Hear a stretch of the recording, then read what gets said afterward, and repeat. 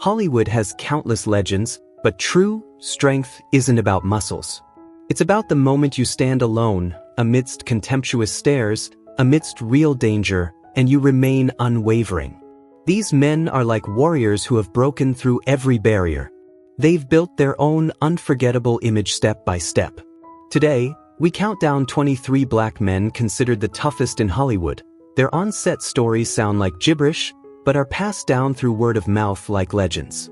If you enjoy the tense, behind-the-scenes style, sign up for Black Icons Uncovered now, because the final part will make you see them in a different light. Sidney Poitier. Sidney Poitier. Long before the world crowned him a legend, he nearly stepped into a fight that had nothing to do with cameras or scripts. He wasn't just the first black man to win the Academy Award for Best Actor. He was a pillar of dignity in an America still choking on segregation. With a steel-set jaw, piercing eyes, and a presence that filled every frame, Poitier didn't just act, he commanded. From Lilies of the Field to Guess Who's Coming to Dinner and In the Heat of the Night, he reshaped Hollywood with quiet strength and uncompromising grace. But on March 15, 1967, while filming In the Heat of the Night in a small Tennessee town heavy with prejudice, fiction collided with a far more dangerous reality. Nearly 6 feet 3 inches, broad-shouldered, carrying himself like royalty, Poitier walked into a local bar after a long day on set. He wanted nothing more than a moment to unwind. Instead, the room tightened around him. Conversations faded. Eyes burned. To the men watching him, he wasn't a celebrated actor. He wasn't a global star. He was just a tall, stoic black man in the wrong place. Someone muttered that he looked like a famous black boxer. And just like that, the mood shifted. 3 drunken men rose from their stools and swaggered toward him. Their voices grew louder, mocking, challenging. They demanded he step into the ring, right there, right now. The air stretched thin as a wire. One wrong move could snap it. Poitier stood his ground. He didn't clench his fists. He didn't throw a punch. He didn't have to. He met their taunts with silence, a calm, unbreakable gaze that carried more force than any swing. His stillness unsettled them. His composure disarmed them. One by one, the bravado drained from their faces. They backed away, intimidated not by violence, but by the gravity of his presence. They thought they were provoking a fighter. They had no idea they were standing before something far more powerful. That night exposed a chilling truth.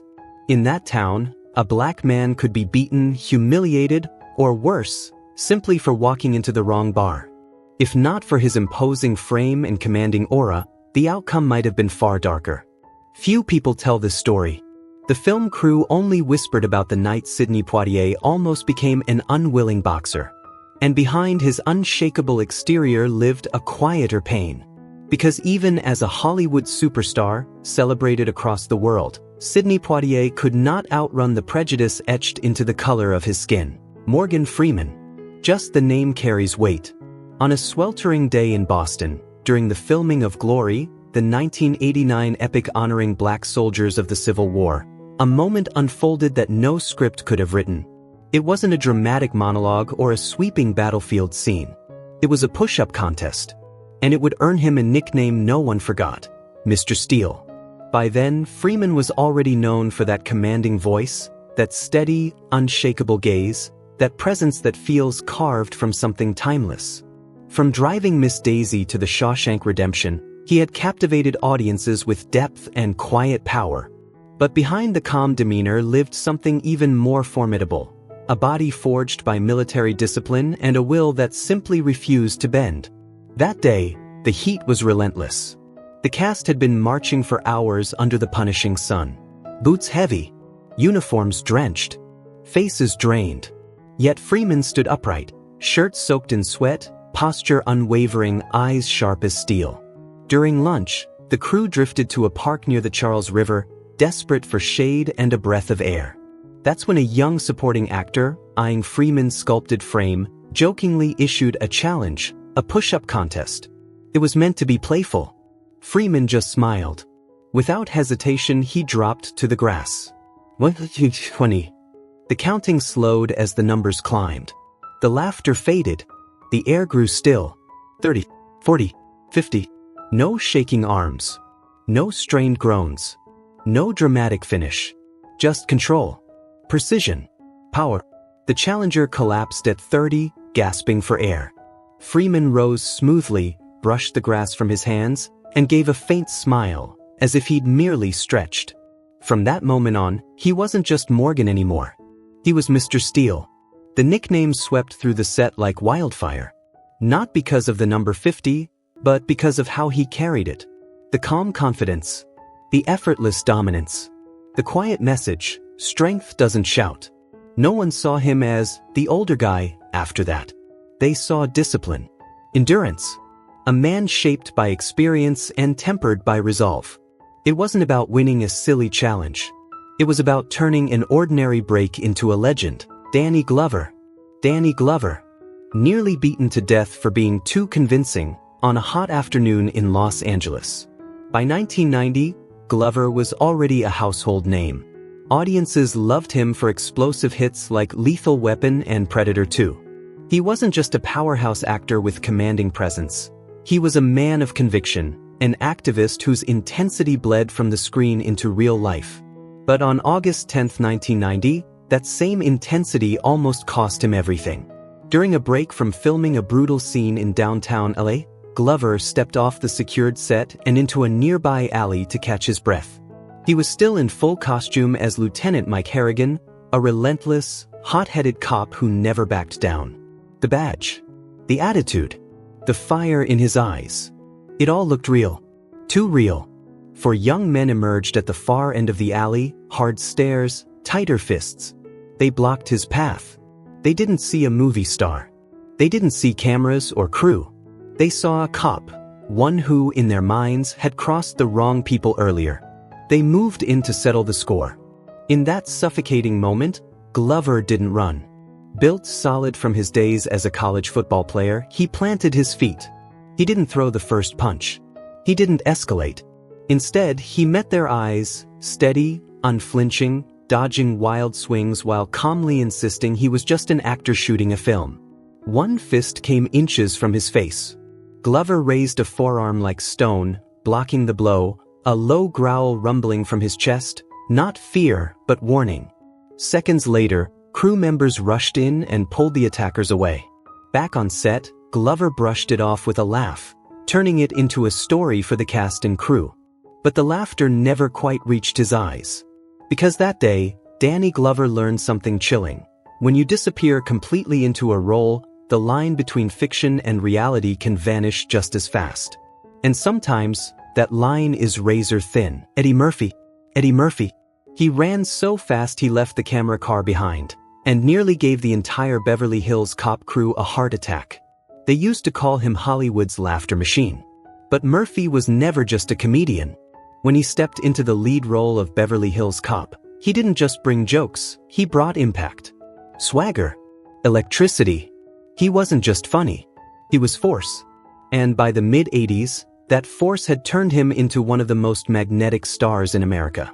May 7, 1984. Central Beverly Hills. Rodeo Drive. Blazing sun overhead. One of the most expensive streets in the country locked down for a high-stakes chase scene. Eddie was 23. Fearless. On fire. The plan was simple. Shoot the run, capture the energy, move on. A stunt double was available. Extra support was standing by. Murphy waved it all off. "I've got it." The cameras rolled. And Eddie exploded. He didn't jog. He didn't pace himself. He launched forward like a missile. Pure instinct. Pure adrenaline. Within seconds, something unbelievable happened. He started pulling away from the camera car that was supposed to track him. The driver pushed harder. The crew scrambled. Equipment rattled. Audio drifted out of sync. He was too fast. Over the loudspeaker, the director's voice cracked with confusion. Cut. Stop. But Murphy didn't hear it, or didn't care. He was locked in. Axel Foley wasn't acting anymore. He was alive. Crew members stood frozen on Rodeo Drive, stunned. A stand-up comic had just outrun professional high-speed filming equipment in the middle of Beverly Hills traffic. No track training. No Olympic background. just raw athleticism and the blazing intensity of a 23-year-old who refused to fake a single second. His feet barely touched the pavement. Sweat poured down his face. His heart thundered in his chest. And still, he kept running. In that moment, the line between performance and reality vanished. It wasn't polished. It wasn't controlled. It was chaotic, but unscripted. And it was perfect. That take, the one no one planned, the one that nearly derailed the shoot, made it into the final film. Too raw to ignore. Too electric to reshoot. Too Eddie Murphy to replace. Samuel L. Jackson. Samuel Jackson. So locked into a role that one night, he scared a co-star straight off the set and into the dark. Samuel L. Jackson isn't just an actor, he's a force of nature. A living voltage of power, fury, and undeniable charisma. From Jungle Fever to Die Hard, he never truly plays supporting. Even when the script says he's second billing, the screen bends toward him. But Pulp Fiction? That's where he detonated, right in the heart of Hollywood. September 19, 1994. An aging warehouse in Los Angeles. The Pulp Fiction set was silent, holding its breath. They were setting up a tense scene. Cameras nearly ready. Crew whispering. And Samuel L. Jackson, already in his 40s, already seasoned, already dangerous, had stepped fully into Jules Winfield. The stare? Cold enough to stop blood. The voice? Smooth steel wrapped in scripture. The presence? Suffocating. But that night he went too far. Too real. Too terrifying. Before anyone could blink, the young supporting actor across from him, unprepared for that level of raw intensity, broke. Mid-scene. He bolted, burst through the warehouse doors and disappeared into the night like he was escaping a crime scene. The crew froze. Half of them thought they just witnessed the start of a real fight. The other half felt like they were suddenly in a horror movie. And Jackson? He just stood there, stunned. He hadn't been attacking anyone. He'd only been rehearsing, sinking deeper into Jules while the crew prepped the shot. Then it hit him. He dropped the menace, dropped Jules, and sprinted after the actor under the dim, flickering streetlights. When he caught up, the voice was different now. Not Jules. Not scripture. Just Samuel, calm, steady, human. It took several long minutes to convince the shaken actor that it was performance, not threat. They eventually walked back together. But after that night, something changed. No one joked with Jackson once he was in character. No one interrupted. No one tested the line between actor and alter ego. Because when Samuel L. Jackson locked into a role, it didn't feel like acting anymore. It felt like possession. And every time he locked eyes with someone on set, the air itself seemed to freeze. Denzel Washington, a weightlifting breakdown in his role. But the will remains unwavering. Denzel Washington had never truly entered a role effectively. For training day, he didn't just want to play a corrupt cop. He wanted to exude menace through his gaze, his gait, every muscle movement. During training, Denzel decided to increase the weight more than usual. No one forced him. It wasn't necessary. But he believed that if the facility wasn't adequate, the character would lack quality. And then, with a rapid, intense lift, his shoulder exploded. The pain ripped down his arm. The gym fell silent. The young man had to rest. But the next morning, amidst the biting cold of a scene that lasted hours, Denzel appeared with his shoulder bandaged under his protective suit. He still rolled on the pavement, still groaned, still made a racket as if nothing had happened. Every movement was a pain. But he didn't let anyone see.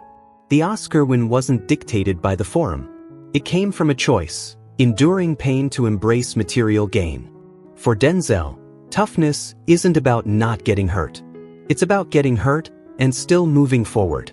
Lawrence Fishburne. The 30-foot jump that left the entire set breathless. In The Matrix, Morpheus is a symbol of unwavering faith. And Lawrence Fishburne wanted to bring that spirit to every scene himself. No closeness. No half-hearted advantage. At a warehouse in Sydney, he prepared for the jump from a height of nearly 30 feet, with only a safety harness and a green screen behind him. The wind blew fiercely, whipping up his chalk dust. Many on the crew suggested reversing the shot. Fishburne shook his head. He stepped to the edge of the platform. No running. No waiting. As he jumped, a sudden, strong gust of wind swept across, pulling his body off course. In the blink of an eye, the safety harness tightened. The entire set seemed to freeze. A half-second delay could have resulted in a potentially fatal impact. But Fishburne didn't panic. He tightened the harness, adjusted his body in midair, and remained remarkably calm until he was safely pulled up, addressing the shift in people's perceptions. No actor was cast to play Morpheus. He was truly the flamboyant man who stepped into space and believed he wouldn't fall. Wesley Snipes, the swordsman who overcame the cost of a film set. Wesley Snipes didn't need anyone to teach him how to wield a sword. Martial arts were in his blood. On the set of Blade, he didn't just act, he fought for real. In a solo scene filmed in a Los Angeles warehouse, Snipes spun around and unleashed a lightning-fast horizontal slash. The prop was a specialized alloy, designed to withstand force and impact. But that swing wasn't just for show. It delivered the full speed and power. A crack rang out like a gunshot. The tool's sword then doubled in size. A piece of metal flew out, hurtling straight toward the camera area. The bright frames reflected off it. Another lifesaver was a broken toenail. No freezing device. Snipes stood for a few seconds, accelerated, then downgraded, apologizing for being too into character. But the good things never had to be tried. But it's a self-evident truth, he doesn't need sound effects to create a sense of danger. When Wesley Snipes steps into a fight scene, the energy radiating is real. And sometimes, that real power is enough to bend metal. Forrest Whitaker, the transformation that nearly broke him. Forrest Whitaker has never chased roles. He inhabits them. But when he took on Idi Amin in The Last King of Scotland, the transformation became a battle against his own body. In early 2006, preparing on a London set, Whitaker pushed himself beyond safe limits. He rapidly gained weight to mirror Amin's imposing frame, adopting an extreme diet that shocked his system. Sleep grew restless. His energy fluctuated wildly, but he refused to scale back. During a pivotal monologue scene, eyes blazing, voice trembling with controlled madness, something shifted. The room started spinning. His vision blurred. Mid-performance, his knees buckled. Crew members rushed forward as he steadied himself against a table, breathing heavy, refusing to collapse. Doctors later warned him the physical strain was severe. Rapid weight gain had stressed his heart and blood pressure. Recovery would take months. But Whitaker never regretted it. Because when the film premiered, the world didn't see an actor pretending. They saw a dictator reborn, terrifyingly real. The Oscar he won wasn't just for performance. It was for endurance. Don Cheadle, trapped inside War Machine. Don Cheadle may not tower like a heavyweight boxer, but his strength has never been about size. On the set of Iron Man 2, that strength was tested in a way no script could prepare for. In March 2010, filming inside a massive Atlanta studio, Cheadle was sealed into the 40-plus pound War Machine armor. The suit looked sleek on camera, indestructible, powerful. In reality, it was rigid, mechanical, and unforgiving. Between takes, a locking mechanism malfunctioned. The backplates jammed. At first, it seemed minor. Then the airflow inside the helmet thinned. Heat built quickly. The metal frame pressed into his shoulders and ribs. He couldn't lift his arms properly. Couldn't step out. Technicians scrambled for tools. For nearly 3 long minutes, Cheadle stood trapped in solid armor under blazing lights. Panic would have been easy. Instead, he slowed his breathing. Focused. Using limited movement, he manually loosened an internal latch enough for crew members to pry the suit open. When the helmet finally lifted, sweat poured down his face, but he was calm. No drama. No shouting. Just a quiet nod before resetting for the next take. From that day on, the crew jokingly called him the real War Machine. Because sometimes the real test of strength is staying composed when you're locked inside the pressure. Cuba Gooding Jr., the swim that nearly took him under. Cuba Gooding Jr. has always carried an explosive energy, the kind that won him an Oscar and lit up every set he stepped onto. But during Men of Honor, that energy almost pushed him too far. In June 2000, while filming in San Diego, Gooding was deep into training to portray Carl Brashear, the Navy's first black master diver. He refused shortcuts. If the character endured it, he would too. During a break, someone suggested a friendly 100-meter swim across a training tank near the set. Stunt divers joined in. What started as fun quickly became competition. Cuba dove in like a torpedo. Halfway through, his strokes were still powerful, but the cold water and overworked muscles began to betray him. He ignored it, pushed harder, touched the wall first. Cheers erupted. Then his legs locked. A brutal cramp shot through his thighs and calves. His body stiffened mid-step as he tried to climb out. For a terrifying second, he nearly slipped back into the water. Crew members grabbed him under the arms and pulled him up as he laughed through the pain, refusing to show weakness. Later, medics warned him about dehydration and muscle fatigue. He'd been training beyond safe limits for weeks. But that moment revealed something deeper. Cuba didn't just want to play a hero. He wanted to earn it, stroke by stroke, even when his body screamed to stop. Will Smith, the punch that split the bag. When Will Smith committed to becoming Muhammad Ali, it wasn't about imitation. It was about transformation. He knew stepping into the ring as the greatest meant earning every ounce of credibility. In September 2001, inside a gritty Philadelphia boxing gym, Will trained before sunrise. No cameras. No applause. Just gloves, sweat, and repetition. That morning, something shifted. His trainer kept pushing him, harder combinations, faster footwork, sharper hooks. Will's breathing grew heavier, but his focus narrowed. He wasn't acting anymore. He was fighting. Then it happened. He threw a full-power right hook into the heavy bag. The impact echoed through the gym. A split second later, the bag burst open. Sand exploded across the floor like a shockwave. The chain above rattled violently. Everyone froze. The trainer stared at the torn leather, then at Will. "You can't hit it like that every time," he muttered, half impressed, half concerned. But Will stood there, chest rising, eyes locked in. That wasn't just strength. It was hunger. Obsession. A man determined to break limits, even if something had to tear apart in the process. By the time filming began, he didn't just look like Ali. He carried the same fire. Jamie Foxx, the fall that changed his fear.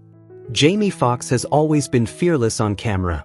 Sharp, athletic, completely committed. But during Django Unchained, one moment reminded him how quickly control can disappear. In May 2012, on a ranch outside New Orleans, Foxx was filming a horseback sequence. He insisted on riding himself. No double. He'd trained for weeks and felt confident in the saddle. The scene called for a fast gallop across an open field. Then a prop gun fired.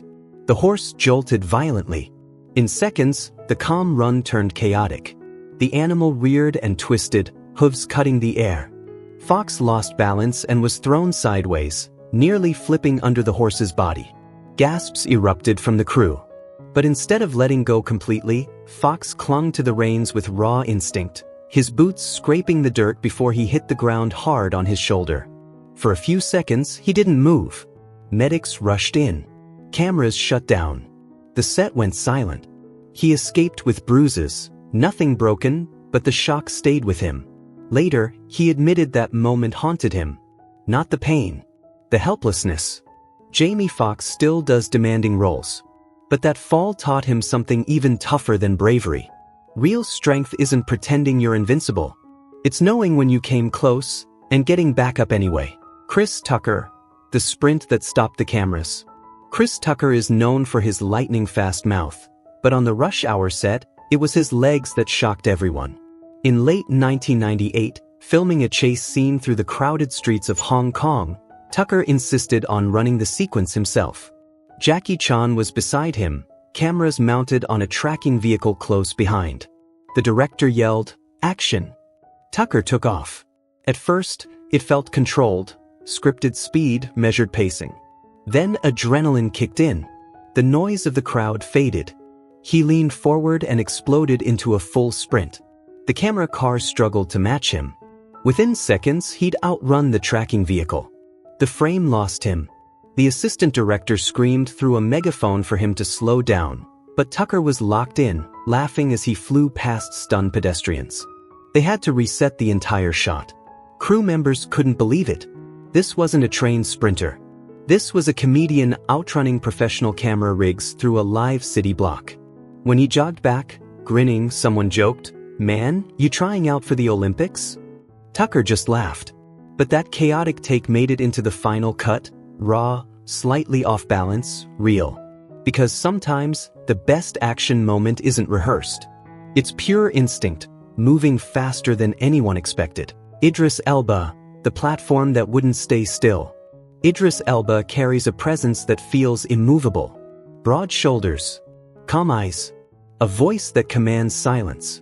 But on one London set in 2011, even the ground beneath him refused to cooperate. Filming a high-elevation fight sequence, Elba stood nearly 8 meters above the studio floor on a narrow metal platform. 2 safety straps secured him at the waist. Wind machines blasted at full force to simulate a storm. Then something shifted. A sudden gust hit harder than expected. The platform trembled. Bolts screeched. Crew members below looked up in alarm as the structure swayed side to side. For a split second, the drop beneath him felt very real. But Elba didn't flinch. He widened his stance, adjusted his center of gravity, and locked his gaze forward, staying in character. No panic. No waving for help. Just steady breathing against violent wind. The director almost cut the scene. Elba signaled to keep rolling. When it was over and he stepped down, only then did the crew realize how close that moment had been to disaster.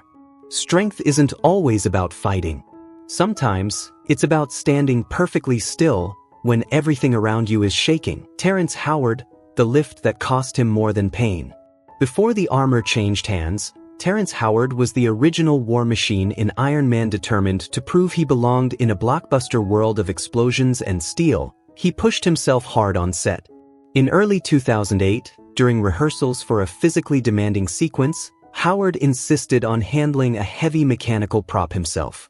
It was meant to be repositioned by crew, but he wanted realism, control, presence. He bent, lifted, and felt something tear. A sharp pop shot through his shoulder. The weight slipped from his grip as pain surged down his arm. The set went silent. Howard tried to shake it off. He couldn't.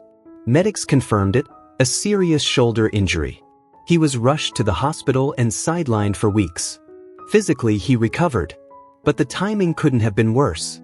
Momentum shifted. Contracts changed. The franchise moved forward without him. That lift became more than an injury. It became a turning point. Sometimes strength pushes you forward. Sometimes it costs you something you can't lift back. Chris Rock. The jacket that caught fire. Chris Rock built his name on sharp words and fearless humor.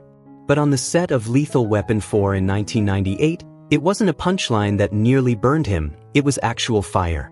Filming inside a controlled explosion sequence, Rock had to sprint past a line of timed flame effects. The stunt team calculated everything. Marks were placed. Timing rehearsed. Action. Rock bolted forward, hitting every cue perfectly. The flames roared higher than expected, heat blasting against his back as he cleared the frame. Cut. At first, everyone celebrated the clean take.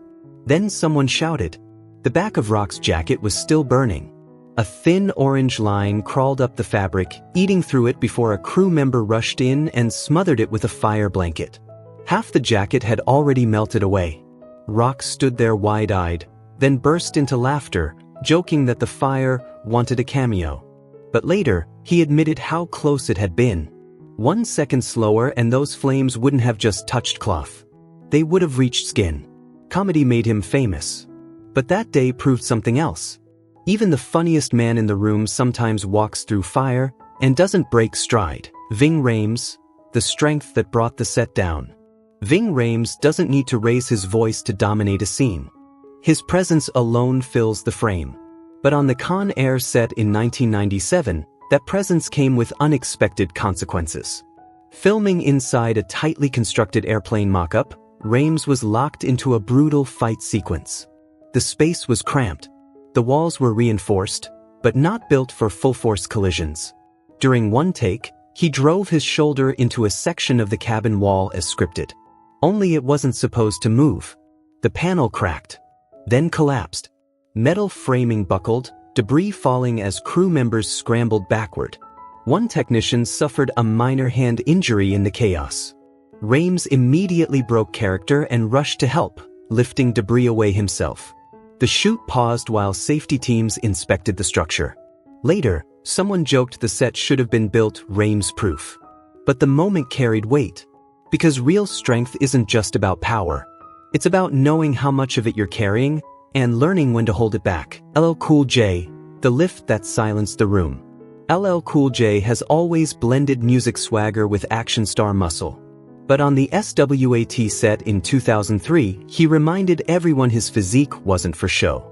During downtime at a production gym, stunt performers started testing their max lifts. Bars clanged.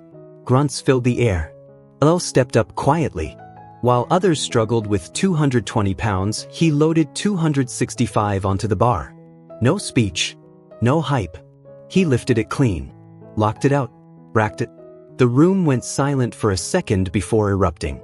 It wasn't just strength, it was discipline. Months of punishing workouts, strict diet, relentless repetition. He didn't build that body for vanity. He built it to dominate every frame he stepped into. And that day, no one questioned it. Michael B. Pardon? The punch that wasn't in the script. When Michael B. Jordan stepped into the ring for Creed, he didn't want it to look choreographed. He trained like a real fighter. Real sparring, real contact, real consequences. In November 2015, during a fight scene with a professional boxer in Philadelphia, cameras circled as the two exchanged controlled blows. Then control slipped. A punch came faster than expected. It landed clean. Jordan's head snapped back. The sound echoed. For half a second, the crew thought he was going down. He didn't. He reset his stance and kept fighting. Cut came seconds later, but Jordan waved it off, insisting they use the take. Later, swelling formed along his jaw. Doctors checked for fractures. He brushed it aside. Because in that moment, he wasn't thinking about pain. He was thinking about authenticity. The audience would never know the difference. But the crew did. They saw a young actor absorb a real hit and refuse to fall. That's not choreography. That's grit. Chadwick Boseman, strength beyond the screen. Chadwick Boseman carried himself like royalty long before he wore the Black Panther suit. On set, he was disciplined, focused, physically prepared for every demanding sequence. In early 2018, filming an action scene on a constructed cliff set in Atlanta, Boseman had to sprint and leap toward a harness-assisted drop. The surface was damp from overnight mist. Timing had to be perfect. He ran. Planted his foot. It slipped. For a split second, his body tilted toward open space before the harness system fully engaged. Crew members gasped as he swung hard against the rigging, narrowly avoiding a violent collision with the set wall. He steadied himself quickly, signaling he was fine. What most didn't know at the time was that Boseman was already privately battling colon cancer. Between treatments and surgeries, he continued performing intense fight choreography and physically demanding scenes without complaint. The near fall wasn't the only fight he was managing. His greatest strength wasn't the leap. It was showing up every day, carrying pain no one could see, and still embodying a king. That wasn't just acting. That was courage. Yahya Abdul-Mateen II, The Weight of the Deep. Yahya Abdul-Mateen II didn't just play Black Manta in Aquaman. He trained to move like something born in the ocean. In October 2018, filming inside a massive water tank on Australia's Gold Coast, he wore a 30-plus pound armored suit designed to look sleek on camera, but underwater, it felt like dragging iron through currents. The scene required a high-speed underwater charge toward camera rigs positioned at precise angles. Action. Yahya launched forward. The resistance was brutal. Every stroke demanded explosive power. Air bubbles clouded his vision. The suit pulled at his shoulders.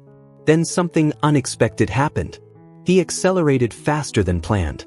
Underwater camera operators struggled to track him. One nearly had to shift position mid-take to avoid collision as Yehia cut through the tank like a torpedo. When he surfaced, breathing heavy but grinning, the crew erupted. They just watched a man overpower physics in a suit never meant for speed. But what stayed with them wasn't the pace. It was the focus in his eyes, controlled, relentless. Because real toughness isn't just surviving pressure. It's moving faster, the deeper you're pushed. That's the difference between fame and force. Between acting tough and living it. These men proved that real strength isn't just muscle on display. It's discipline under pressure, courage in chaos, and resilience when everything is on the line. So tell me, who impressed you the most? Comment below, and if you respect real grit forged in fire, hit subscribe, because the next legend might redefine strength all over again.